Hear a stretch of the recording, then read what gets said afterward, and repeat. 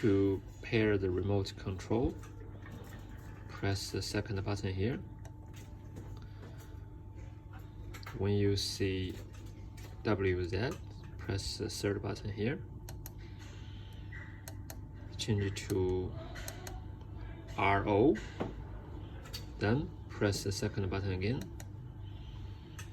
SR, when you see SR, press again, then SR is flashing. Then you press the top of the button, then it's saying OK, then it's done. You need to press this first button, ESC, to finish. When it stops flashing, then the pairing is done.